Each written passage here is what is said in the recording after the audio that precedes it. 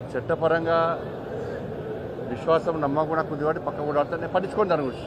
ఇలా లక్షల రూపాయలు కోట్లు కడుతున్నారు ఇవాళ కేసీఆర్ కుటుంబము 2022లోనూ 23లోనూ నా మీద 100 కోట్ల ఇజ్జత్ దావా వేసిండు. ఏమైంది?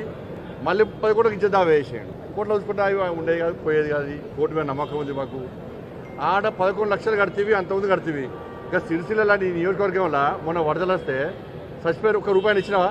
ఈ 10 లక్షలు ఇచ్చుకోపోయి సిరిసిల్ల ఇస్తే ఏమే కోట్ల రూపాయలున్నాయి. ఇజ్జత్ దావా తెలంగాణ రాష్ట్రంలో వేయాలంటే నువ్వు మీ అయ్య బయటికి రారు. నువ్వు మీ అయ్య తిట్టిన తిట్లు ఎవ్వరు తిట్లే. నేను లవంగం తింటే తంబాకు అన్నావు, సిగ్గుండాల కొంచెం అన్న. ఇజ్జత్ దావా వేరాదా? నన్ను వాడు వీడు అని మాట్లాడినావు. ఇజ్జత్ దావా వేరాదా నీ మీద? మీ అయ్య నా తలకే 6 ముక్కలు నడుపుతాడు. ఇజ్జత్ దావా వేరాదా? నీ అయ్య నన్ను వాడు వీడు అని ఏ భాష అంటే ఆ భాష మాట్లాడాడు. ఇజ్జత్ దావా వేరాదా? తెలంగాణ రాష్ట్రంలో ప్రజలను దళిత బంధు దళితులు ముఖ్యమంత్రి చేస్తాన్నావు, మోసం చేస్తావు. ఇజ్జత్ దావా వేస్తే ఏడుంటావు నువ్వు? యువతకు ఉద్యోగాలు ఇస్తావు, మోసం చేస్తావు. ఇజ్జత్ దావా వేస్తుంటే నువ్వు నీ అయ్య ఏడుంటారు? నిరుద్యోగ వృత్తి ఇస్తావు, ఇయ్యలేదు. ఇజ్జత్ దావా వేస్తే ఏడుంటావు నువ్వు? రుణమాఫీ అన్నావు, చేయలేదు. ఇజ్జత్ దావా వేస్తే ఏడుంటావు నువ్వు? డబుల్ బెడ్రూమ్ ఇస్తావు, మోసం చేస్తావు. ఇజ్జత్ దావా వేస్తే ఏడుంటావు నువ్వు? ఎట్లా బెదిరిస్తే భయపడే వ్యక్తి బండి సంజయ్ కాదు. నువ్వు ఉద్యమం పేరుతో వచ్చినావు, మీ నాయన పేరు చెప్పి మీ అయ్య పేరు చెప్పి నువ్వు వచ్చినావు. నేను 9 సార్లు జైలుకి పోయినా. నా మీద నీ ప్రభుత్వం పెట్టిన కేసులు 109 కేసులు. 9 సార్లు జైలుకి పోయినా. 109 కేసులు. అర్ధరాత్రి ఎత్తుకపోయారు, మధ్యాహ్నం పూట ఎత్తుకపోయారు, రాళ్ల దాడులు చేశారు. కానీ అన్నిటిని నేను ఎట్లా ఎదుర్కొన్నా? రాజకీయ నాయకుడు నేను. ధైర్యంగా రాజకీయాన్ని ఎదుర్కొనే తప్ప ఇజ్జత్ దావాలు వేసి బెదిరించే ప్రయత్నం చేస్తే భయపడే వ్యక్తి బండి సంజయ్ కాదు. నువ్వు ఏదో అనుకుంటున్నట్టున్నావు. ఇజ్జత్ దావేగానే నోటీస్ చేయగానే బండి సంజయ్ భయపడతాడు.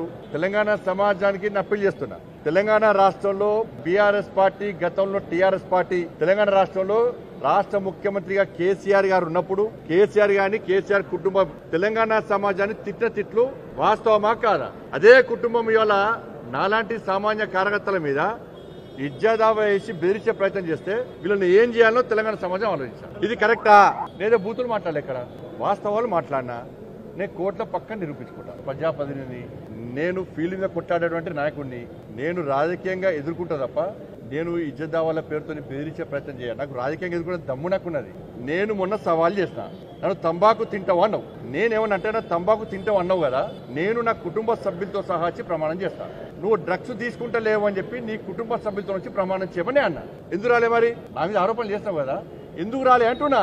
నువ్వు తప్పు చేయకుండా రావచ్చు కదా. నువ్వు దేవుని మొక్కవు, నీ కుటుంబ సభ్యులు తీసుకోరమ్మని చెప్పినా, ప్లేసు టైము డేటు డిసైడ్ చేయమని చెప్పినా రాకపోవడంలో నీకున్న ఇబ్బంది ఏంది? ఇది ఫీల్డ్ గా కొట్టాడే పద్ధతి. లక్షలు కోట్ల కట్టడానికి పైసలు కానీ సిరిసిల్ల వరదలు వస్తే రూపాయి ఇచ్చే చేత కాదు. నీ కార్యకర్తలు చచ్చిపోతున్నారు, చాలా ప్రాంతాల్లో ఇబ్బంది పడుతున్నారు, వాళ్ళకు రూపాయి ఇవ్వవు. తీస్తున్నా, అన్ని తీస్తున్నా బిడ్డ. ఇప్పుడు స్టార్ట్ చేసినావు కదా, నేను స్టార్ట్ చేస్తే ఇక నీ బయట చెప్పకుండా స్టార్ట్ చేస్తా. ఏం చేయాలో నీ సంగతులు అన్ని చూస్తా. నువ్వు అమెరికాలో ఉండి అమెరికాలో ఉండి ఎవరితోని ట్వీట్ చేసిండు, ట్వీట్ ఎవరెవరు పక్కన ఉండి ట్వీట్ చేసిండ్రు, అన్ని ఫోటోలు నాకు ఉన్నాయి. ఎక్కడెక్కడికి ఎవరెవరు పోతున్నారు అన్ని తెలుసు. వ్యక్తిగతంగా పోవద్దు అని చెప్పి ఒక సంస్కారం అనేది అడ్డం వస్తుంది. కాబట్టి నేను ఆగుతున్నా. ఇప్పుడు స్టార్ట్ చేస్తానని